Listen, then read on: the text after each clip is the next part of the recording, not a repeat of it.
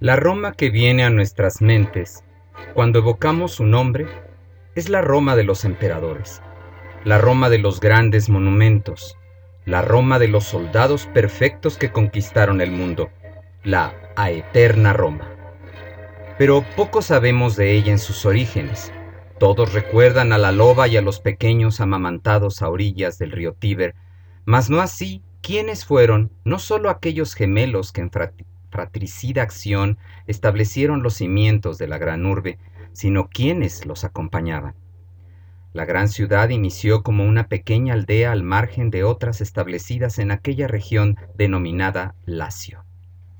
Contaba la leyenda que los fundadores eran los hermanos Rómulo y Remo, y que desearon erigir una ciudad en el lugar donde habían sido abandonados y criados, en vez de reinar en la patria de sus antepasados maternos. Tito Livio, el gran historiador de tiempos del Principado de Augusto, lo reseña así. Una vez devuelto de esta forma a Númitor, el trono de Alba, caló en Rómulo y Remo el deseo de fundar una ciudad en el lugar en que habían sido abandonados y criados. Era sobreabundante, por otra parte, la población de Alba y de Lacio, a lo que había que añadir, además, a los pastores. El conjunto de todos ellos permitía esperar que Alba y Lavinio iban a ser pequeñas en comparación con la ciudad que iba a ser fundada. Livio exalta la fundación de su amada Roma, asegurando que dicha aldea estaba llamada a ser la ciudad más importante del territorio. Esto en el ánimo profético que suele respirarse en la obra del historiador. Pero me importa aquí resaltar a aquellos que conformaron la magna empresa. Dos parias eran los líderes, y los seguía una banda de don nadie, que por lo dicho eran la población flotante de la aldea de Alba y los pastores de las cercanías. Grupo mixto de rústicos y pobres con los que se planeaba erigir la más importante ciudad de la región, tan solo por el hecho de que contaría con el mayor número de habitantes. Si bien Livio no deja de puntualizar siempre la estirpe de los gemelos, misma que se reconocía en lo que él llama un talante nada servil, no dejaban de ser los hijos putativos de simples pastores, y en todo ello se respira un espíritu de superación, de ahínco por forjarse más allá de las expectativas que la vida parece plantear.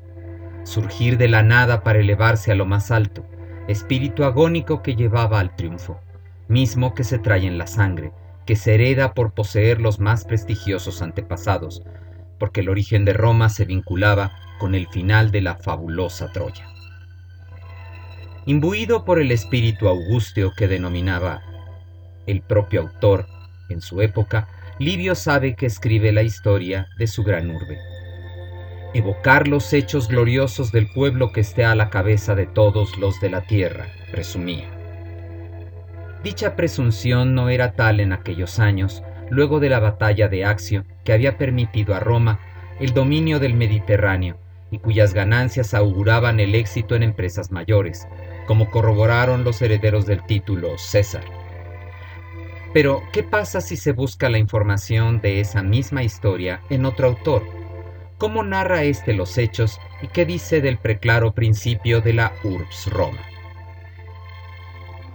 Plutarco es un historiador un siglo posterior a Livio, pero más importante, es griego y no se ve empapado del ánimo laudatorio del paduano. Así, Plutarco reseña la fundación de Roma en un texto paralelo del antes citado. Restablecido el orden, Rómulo y Remo no tuvieron por conveniente permanecer en Alba, no teniendo el mando, ni tampoco tenerle viviendo el abuelo materno. Entregando pues a éste la autoridad, determinaron vivir sobre sí, fundando una ciudad en aquel territorio en que al principio recibieron el primer sustento, que es entre todos el motivo más plausible. Era quizá también preciso, habiéndoseles reunido tantos esclavos y hombres sediciosos, o quedarse sin fuerzas con la dispersión de esta gente, o formar un establecimiento aparte. Puede notarse que en Plutarco no se da el impulso por rescatar la figura de los gemelos como de personajes sin tacha, aunque reconozca su estirpe semidivina. Para un griego ese hecho no significaba un dechado de virtudes, sino un hombre con un destino especial para bien o para mal. A los gemelos no los mueve el deseo de su anciano abuelo a cederle el poder como en Livio, sino el rechazo de quienes viven en Alba, y que el historiador heleno señala en otras ocasiones. Más aún, destaca que el griego no duda en llamar esclavos y sediciosos a los que acompañaban a Rómulo en su aventura fundadora, desacreditando así a los herederos de aquellos, los romanos. A diferencia de Livio, Plutarco no pasa de largo en el crimen fratricida de Rómulo o deja de sospechar sobre el supuesto augurio que privilegiaba el derecho de éste por encima del de su hermano, como sí hace el historiador latino. No creo que sea justo tildar a Plutarco de antirromano, habida cuenta de que dedica su más destacada obra a comparar las virtudes y los vicios de los grandes personajes de Roma con los de Grecia, y de que es un hombre del imperio y no se atrevería a insultar a los amos de su mundo. Tan solo él no se halla inmerso en el espíritu nacionalista que arrastra a los romanos desde que tomaron conciencia de su independencia y sus diferencias con los otros.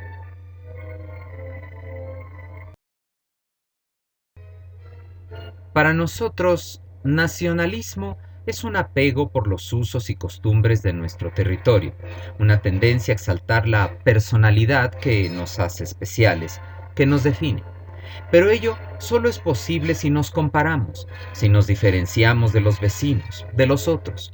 Y para ello necesitamos conocer a estos y, más importante, enfrentarlos.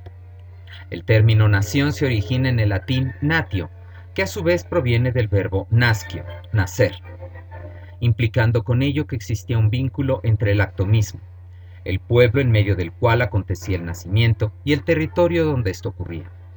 La nación se forma por los que la habitan y le dan un carácter propio, y este concepto proviene de la misma Roma.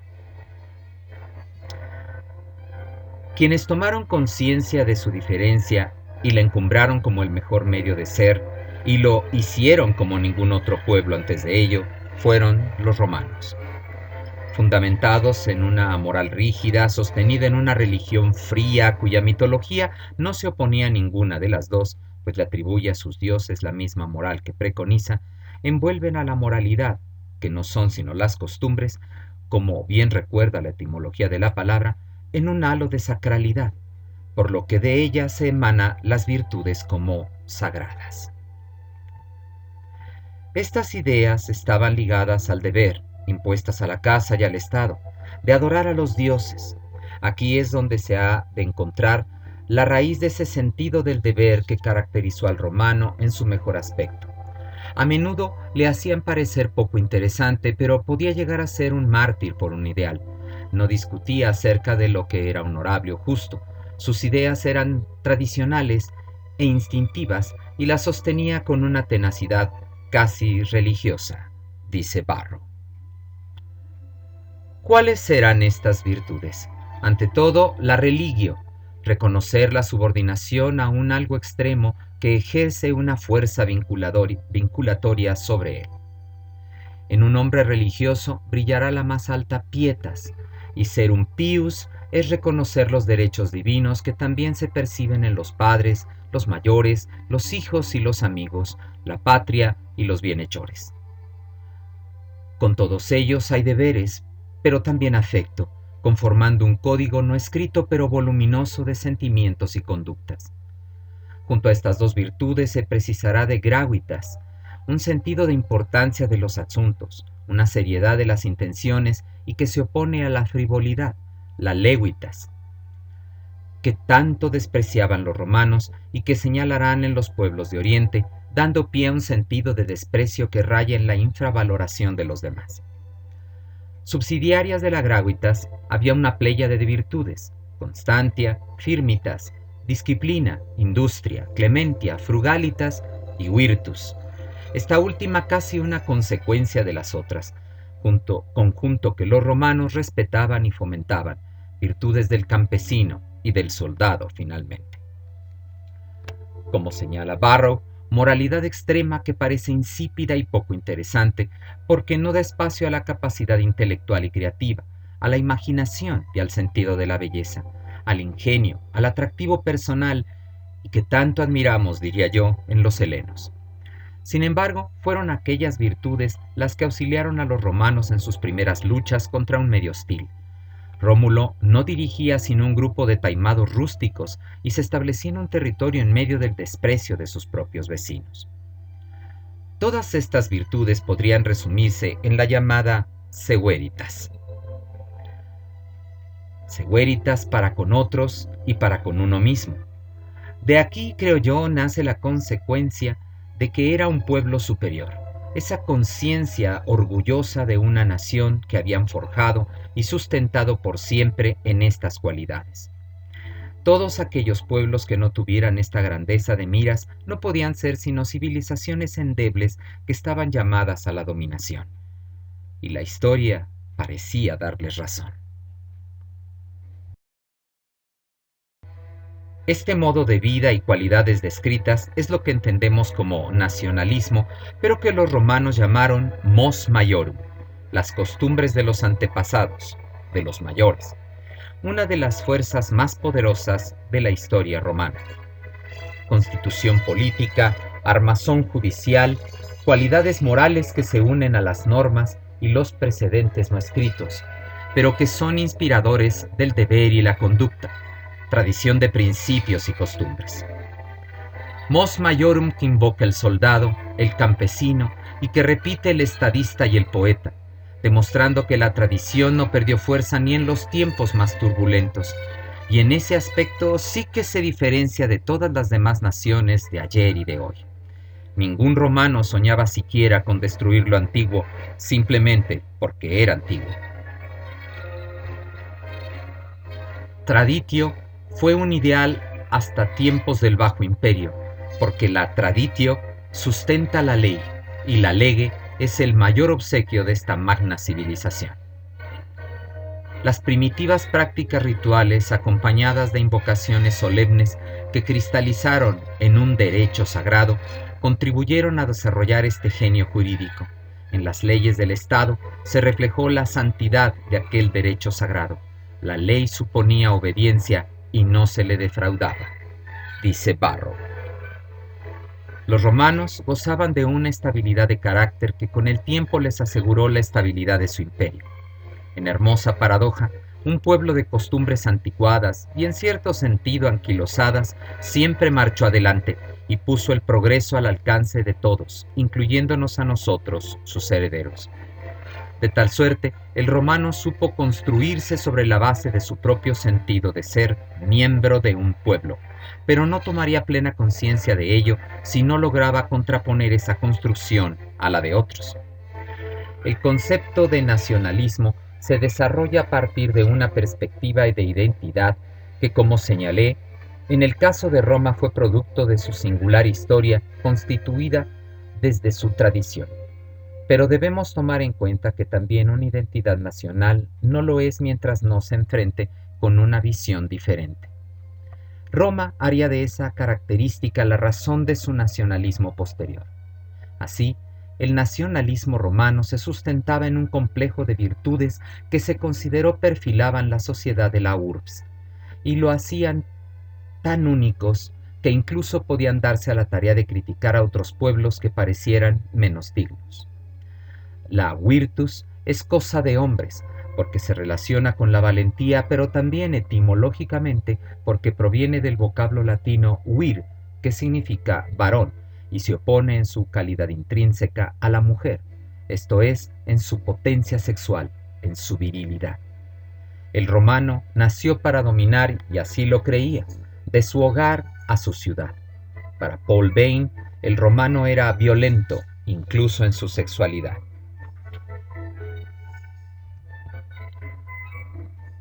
Responsable de la política, según las exigencias de su oficio de ciudadano que votaba las leyes, asumía las magistraturas y libraba combate para defender su patria, también era señor absoluto de su casa, dominus, con derechos sobre la vida y la muerte de su mujer, sus hijos y sus esclavos. Esta mentalidad de ser dominante se ejercía igualmente en la vida sexual, la misma violencia a la que los romanos tuvieron que recurrir desde el momento de la fundación de su ciudad para tener mujeres con las que asegurar su posteridad.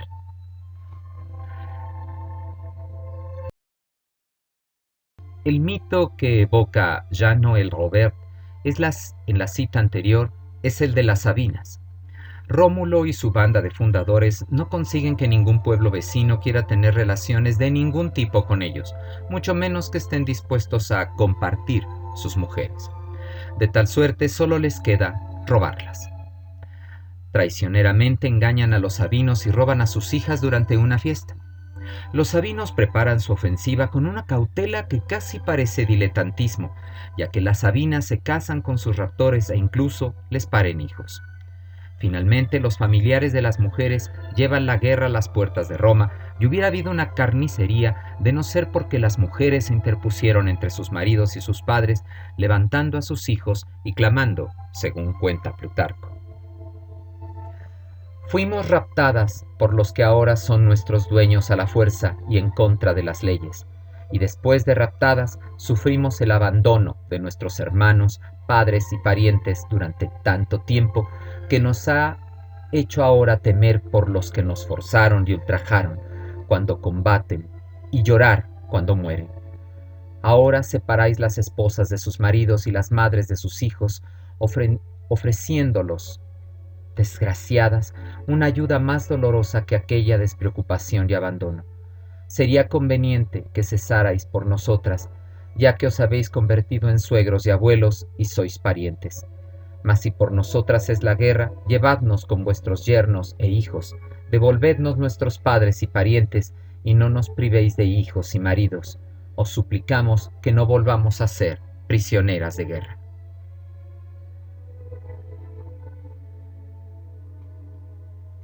La actitud de las sabinas era el magno ejemplo de las romanas. Abandonar su hogar paterno en razón de una alianza provechosa y servir de mediadoras entre las partes, vínculo sólido entre dos hombres. Si ellos fundaron Roma, ellas la reprodujeron. La voz de las sabinas, ahora consciente y sentimentalmente romana, evoca la máxima virtud que se espera de ellas, la pudicitia, el pundonor. La castidad era a la mujer lo que el honor al hombre en Roma. Si bien una romana podía esgrimir otras virtudes como la disciplina, ese control de sí mismas reservado a los soldados, o el valor, la virtus, cuando se encamina a respetar a su marido y su nombre. Roma era patriarcal, patrilineal y patrilocal, y ningún otro pueblo concedió a los varones tanto poder, incluso el de vida y muerte sobre los suyos. Los hijos no dejaban de estar bajo la tutela paterna ni siquiera en su mayoría de edad. Duraba tanto como la vida de su padre, cualquiera que fuese la edad o el estado civil del hijo. Así que el romano se enorgullecía de su calidad de paterfamilias. La mujer, la madre, no tenía ningún poder sobre sus hijos. La primera de muchas discriminaciones que son comunes en los órdenes patriarcales.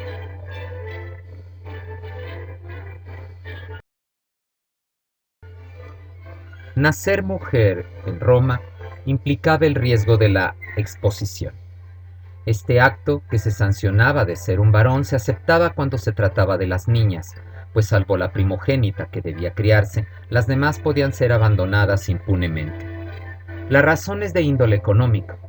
En una sociedad agrícola pobre como lo fue Roma en sus inicios, una hija era menos útil que un varón. Era una inversión inútil, ya que al alcanzar la edad en que habría podido ayudar en el hogar, la ley quería que se casara y se trasladara a otro grupo familiar, llevando consigo una dote. Mas la exposición tenía una doble consecuencia social, ya que la mayoría de las expósitas eran criadas para la esclavitud o para la prostitución. De tal suerte, la medida eliminaba el exceso de mujeres, evitando la desgracia de una soltera en la familia, pero por otra parte alimentaba la categoría de las mujeres serviles. La vida de la niña seguiría en peligro hasta su matrimonio, ya que el padre podía ejercer su derecho de vida y muerte sobre ella.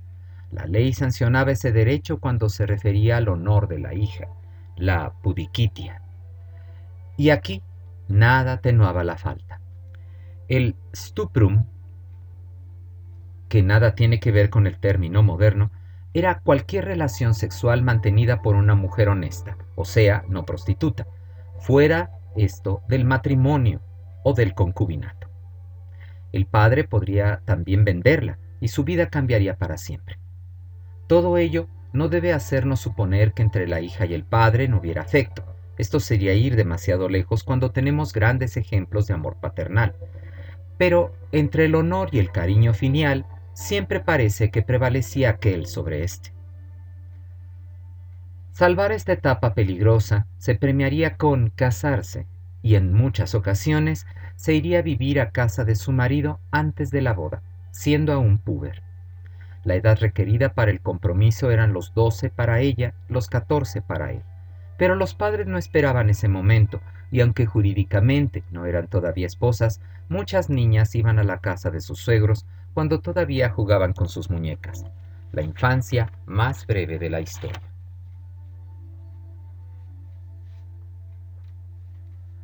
Prometida en torno a los 7 años y a partir de los 10 años aproximadamente, considerada ya preparada para afrontar, de hecho, la vida conyugal, apenas cumplía los 12 años, la mujer romana podía convertirse en una mujer legítima y con esto pasaba de la condición de filia in potestate a la de esposa in mano, dice Eva Cantarella.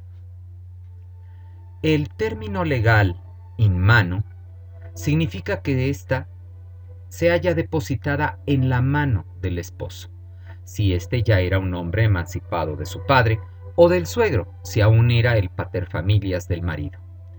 Ella seguía siendo una hija, ya del suegro, ya del marido, aunque de este último fuera tan solo legalmente, porque de facto sería su mujer.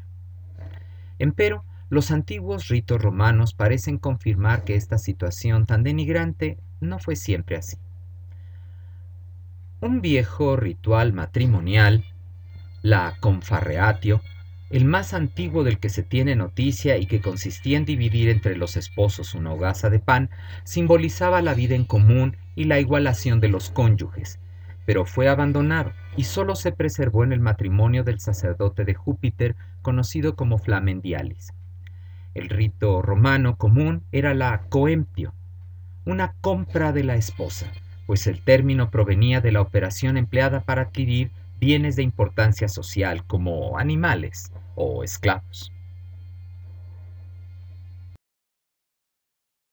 Estas medidas tan coercitivas se modificaron en algo hacia el siglo V a.C., cuando se estableció que si la mujer cada año se alejaba por 3 noches de la casa marital, quedaba, aunque casada, bajo la patria potestas de su padre. ¿Aseguraba una ventaja para la mujer? De momento podría especularse que sí, pero vista desde diversos ángulos jurídicos era una medida que en realidad estaba conformada para salvaguardar los bienes e intereses del padre de la joven, ese mismo que se apresuró a casarla. Señala la filóloga y experta en derecho romano Eva Cantarella que la mujer podía esperar tener expectativas hereditarias en el hogar del marido y de ser sui iuris, entiéndase ya no dependiente de la tutela paterna, y disponiendo de un patrimonio, sus parientes por vía masculina no podrían heredarla, por lo que no habría interés alguno en romper los lazos con ella. La expectativa de recurrir a la trinoctium sería más una decisión de sus parientes varones que de ella misma. No obstante, el marido no era precisamente una nulidad con respecto a la esposa. Un matrimonio podía ser cum manu o sine manu, pero él seguía conservando su prerrogativa de dominio sobre ella, aunque su capacidad de decisión sobre su vida estuviera todavía en poder del padre en el caso de un matrimonio sin mano. El adulterio, ese miedo a que la mujer introduzca una semilla ajena en el campo de la familia masculina, y esto por seguir la metáfora campesina tan del agrado romano, fue el mayor de los pecados y el derecho sobre la vida de la mujer que los romanos exaltaron. Catón, el censor, sostenía que todo marido tenía derecho a asesinar a su mujer de sorprenderle en adulterio. Cito: si sorprendes a tu mujer en adulterio, sin juicio podrás impunemente matarla. Si cometes adulterio o lo cometen contigo, que ella no ose tocarte con un dedo. No es derecho suyo. El concepto del adulterio es la base en que se sustentan otras recriminaciones a la mujer romana en la legislación. Beber vino les estaba prohibido porque embriagada podría cometer adulterio, y de allí que su marido y sus parientes paternos próximos, como hermanos y padre, debían besarle en la boca a fin de descubrir si había traicionado su confianza bebiendo. Las mujeres, por lo general, eran condenadas a morir de hambre en una cárcel doméstica, pero hubo casos donde el esposo la mató a bastonazos, como se hace con una limaña. Una esposa podía ser también sentenciada a muerte por envenenadora, y a diferencia de lo que ocurre en Grecia, donde el mito de la envenenadora Medea tiene que ver con la idea de una madre que mata a sus hijos, en Roma se temía más a la esposa que matar al marido, lo que demuestra que había un problema sin resolver entre los sexos. En el año 331 a.C., hubieron una serie de muertes inexplicables. Una esclava acusó a unas matronas y se encontró el empleo de venenos. ¿Es que las mujeres efectivamente tenían una tendencia a utilizar venenos o los hombres estaban aterrorizados simplemente con la posibilidad? De nuevo se sostuvo que las envenenadoras no eran sino adúlteras, y bien que se comprende que este fuera un medio eficaz para deshacerse de un marido incómodo, sobre todo porque las mujeres romanas eran hábiles drogueras. La salud de las familias normalmente descansaba en los conocimientos de estas en cuanto a plantas, una medicina femenina que se transmitía de mujer a mujer por generaciones. Esta actividad no impedía que alguna hiciera mal uso de estos estudios, por ejemplo, provocándose un aborto a escondidas de quien tenía el soberano derecho a ordenarlo, o planeando eliminar a su opresor. Lo que nos devuelve a una seria situación que habría de estallar finalmente cuando las mujeres se emanciparan, literalmente se libraran de la tutela in mano. El caso de las beneficia matronarum, las matronas envenenadoras, nos demuestra que los romanos necesitaban mantener bajo control a sus esposas y que recelaban de todo conocimiento o capacidad que éstas pudieran adquirir y controlar a su despecho.